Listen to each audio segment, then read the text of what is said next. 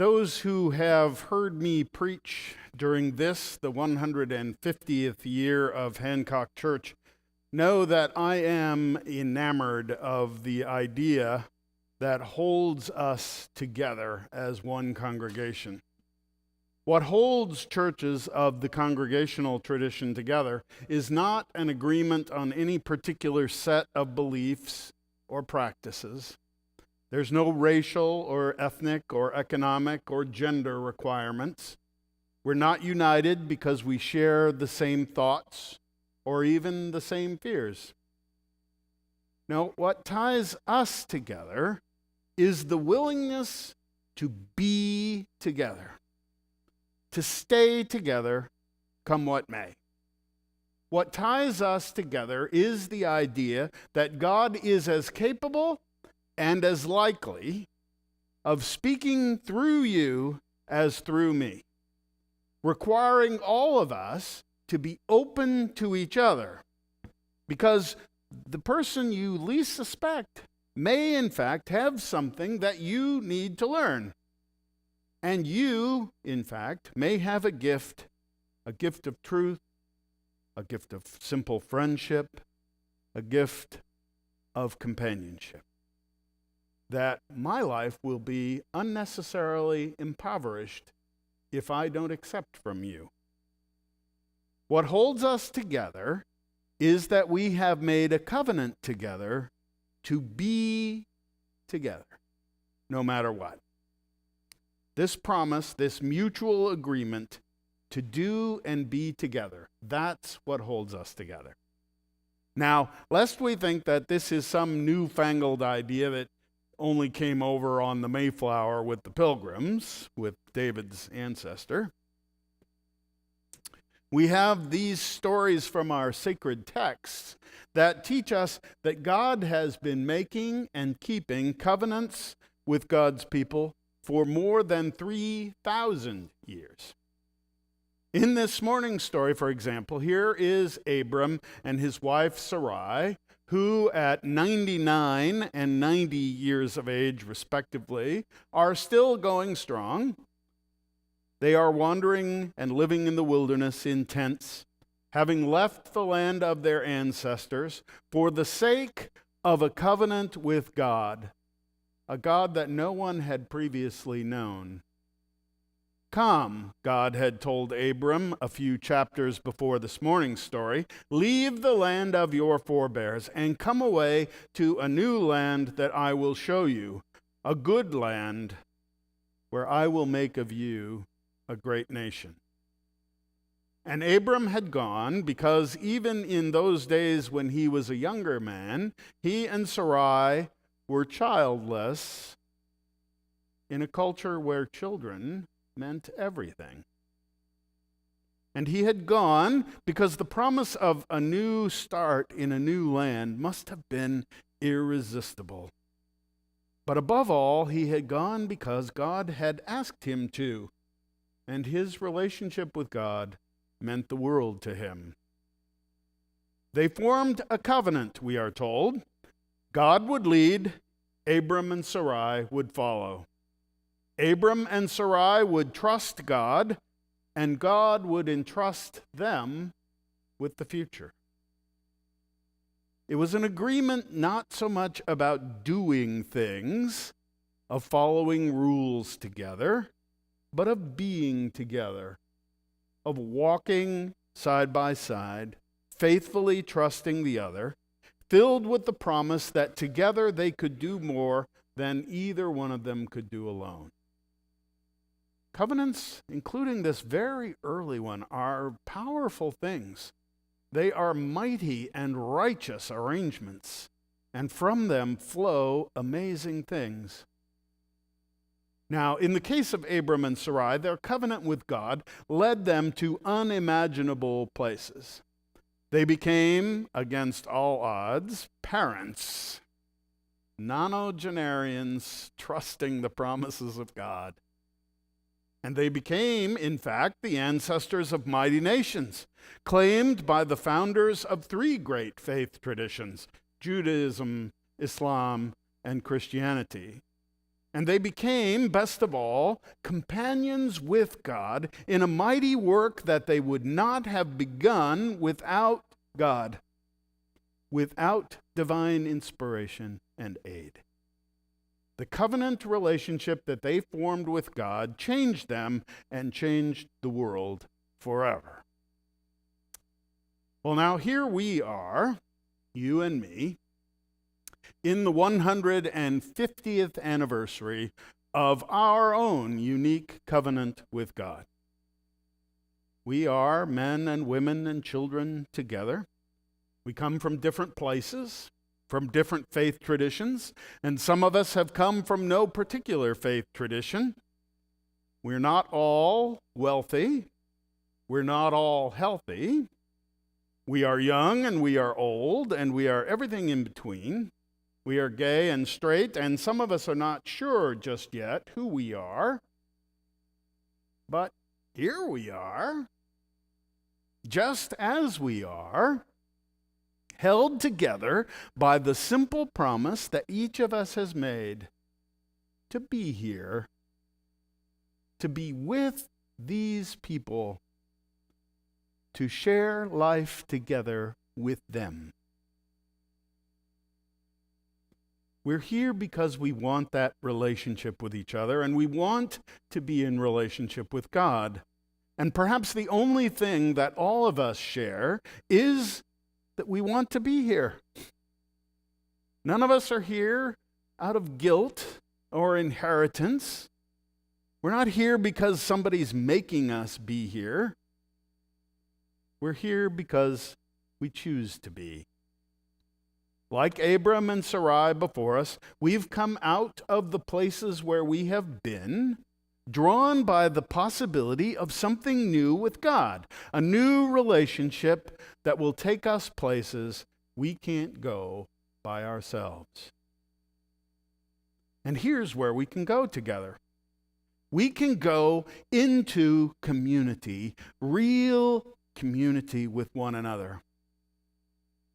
If you're reading the newspapers or any of the literature, the psychologists, the sociologists, the clergy, everyone who studies the human condition in the 21st century in the United States, all seem to be coming to agreement.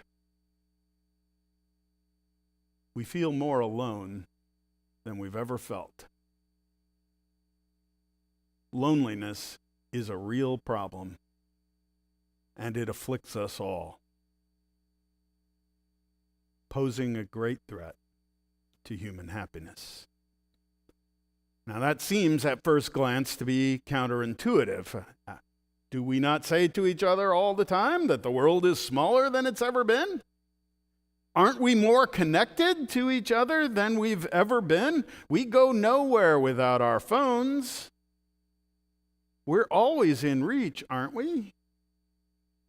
But when we stop and think about it, we realize that the community that we long to be a part of is face-to-face, not digital. We long to know another person and to be known. The deep truths of our life require more than 140 characters to describe. They need to be heard by another human ear and not read from a screen. Do we not long for home and neighborhood and village, some place where we can show up and know that we are welcomed, affirmed, known, and loved?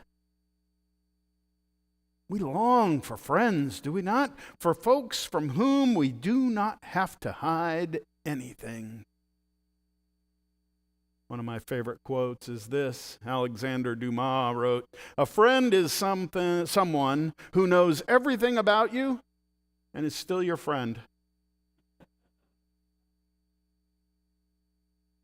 We long for community like that.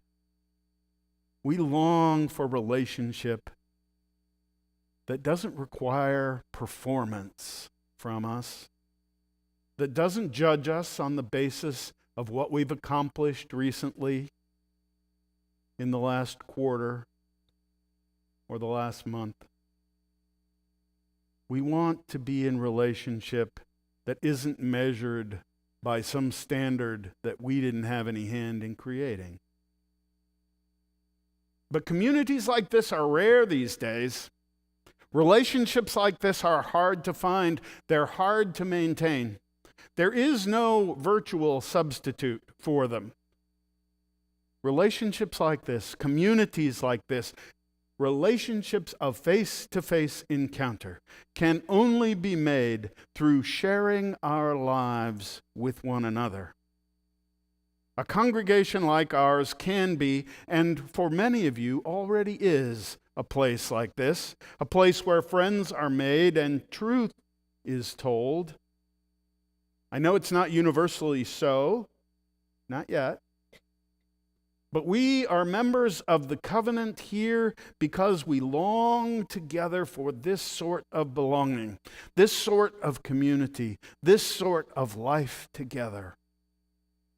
It can happen here. It can happen here because the truth is that the person sitting beside you is just as hungry for it as you are. And together we can do what cannot be done alone. Now, to be this sort of community, to continue to grow into this kind of community, we have to trust each other. And we have to trust the promise of the covenant that we have made to be together. This is the covenant that holds us, that we will be ourselves with and for the sake of each other. And this is how that covenant is kept, that we do this work together, that we turn to our neighbors, whether they are well known to us or strangers entirely, but that we turn to our neighbors with open faces and open hearts and open minds. And we open our ears and we open our mouths and we say, "Tell me who you are. Tell me where you've come from. How did you get here? What matters most to you?" And then with our hearts open and our ears open and our minds open, we listen to what our neighbor has to say, because we remember that God is still speaking and that God is just as capable of speaking through that one as through me. And we listen because we remember and we know how precious it is to us to be heard. And we choose to give the gift of hearing to each other. And we listen because our sisters, our brothers, our friends have stories to tell. Stories like Ed's this morning that will comfort, that will inspire, that will unite and inform. This then is our covenant kept, inviting each other to share with us and to listening truly to them. As we work and worship and live together in this, the 150th year of the covenant that is Hancock Church, we must invite, speak, and listen. For when we do, God will unite us and take us places together that we cannot go alone. It is a blessing that each of us, yes, even you, is here among us, living this life together. With thankful hearts, let us keep the covenant that we have made with one another and with God, to be together for the sake of each other. Thanks be to God. Amen.